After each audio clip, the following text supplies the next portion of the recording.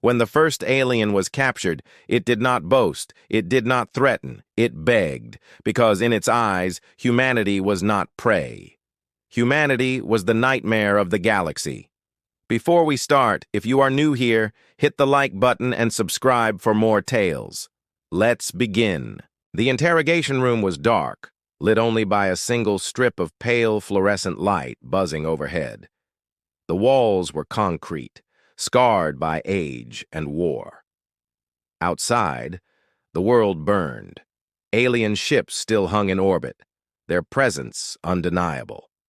But here, in this bunker deep beneath the ruins of what had once been Denver, humanity had its first prisoner. The creature sat chained at the table. Its body was insectoid, chitinous plates cracked and blackened by fire. 4 arms ended in delicate claws, now bound by reinforced cuffs. Its eyes, faceted like shards of obsidian, darted nervously across the room. It did not move with arrogance, nor with the cold superiority of an invader. It twitched, it trembled.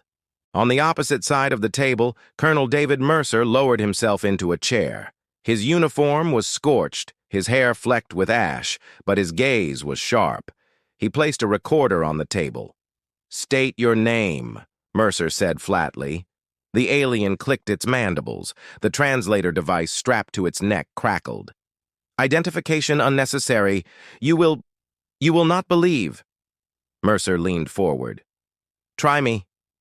The creature's chest heaved in a shuddering exhale. "I am Kethvar, ground strategist of the Thalkesh Dominion. My duty was to oversee subjugation of this planet. Instead—" Its voice faltered, translated words trembling. "Instead, I am your prisoner." Mercer studied him. "Good. Then you'll explain why you came here, why you thought you could burn our world." Kethavar's eyes narrowed. "You think we came to destroy, but destruction was never the goal.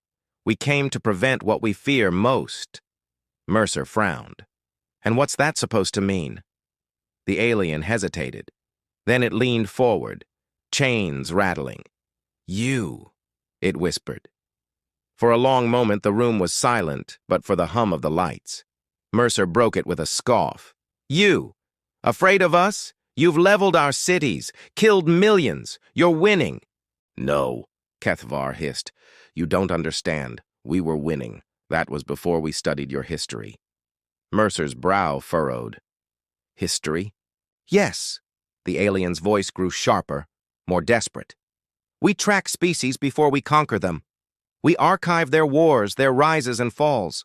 Always we find the same pattern: primitive conflicts, then unity under empire, then stagnation, predictable, orderly, easy to manage." It shivered. "But humanity, you are different." The colonel folded his arms, saying nothing. Kethvar's mandibles clattered softly as though in nervous laughter. "Do you know what we saw when we opened your records? When we looked into your past?" Mercer gave a grim smile. "Tell me." The alien's eyes flickered like something replaying horrors. "You waged wars that spanned the world, not once, many times. You unleashed fire that could incinerate cities in a single breath, and then built more of it, stockpiled it, pointed it at your own kind. Your kind invented machines that rained death from the skies, guns that could slaughter by the thousands, poisons that choked entire fields of life." The translator crackled as the alien's voice wavered.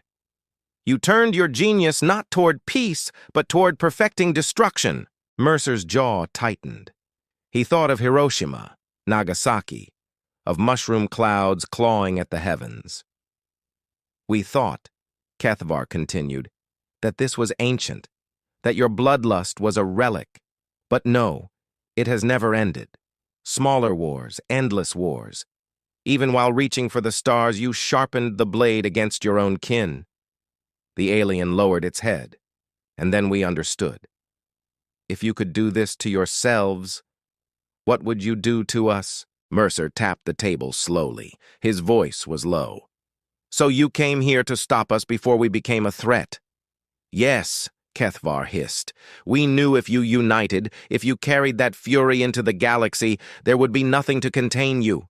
Your cruelty, your resilience, it terrified our high command. So we came not to conquer, but to preempt, to burn the infection before it spreads." Mercer leaned back in his chair. "And yet, here you are, shackled, trembling." The alien's chest plates rattled as it inhaled sharply. "Because it is worse than we feared." Mercer raised an eyebrow. Kethvar's voice dropped to a whisper. "We thought you would break. When your cities fell, when your leaders died, when fire consumed your world, we thought you would surrender. Every other species does. Every other species collapses when we cut away their hope." Its claws trembled against the chains. "But you grew stronger. The more we struck, the harder you fought. The more you lost, the deeper your resolve. We slaughtered millions, and yet each death became a weapon, driving the survivors to madness, to fury. Do you know what that means to us? Do you know what it means to face an enemy who grows stronger as they die?" Mercer's silence was answer enough. Kethvar slammed its claws on the table, rattling the cuffs. "It means you cannot be defeated. Even if we burn your world to ash, even if we scatter your bones into the void, you will never stop. You will claw from the rubble with sticks, with stones, with your bare hands. You will kill us not because you can win, but because you refuse to lose." Its voice broke, devolving into static, then steadied. "And that is why we are afraid." Mercer stared across the table, the weight of the words sinking in. The alien's shoulders sagged as if confessing its greatest secret. "We are a hive. We fear nothing. But you, humans, you are not logical. You are chaos given flesh. You are rage that refuses silence.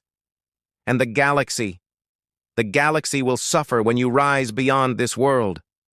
The colonel finally spoke, voice cold as steel. "Good."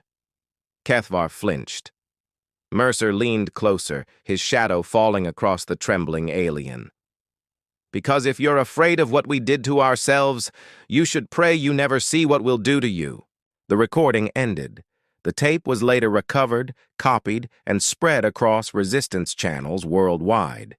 Humanity heard the words of their enemy, the admission of fear, the trembling confession that mankind was not weak, but terrifying.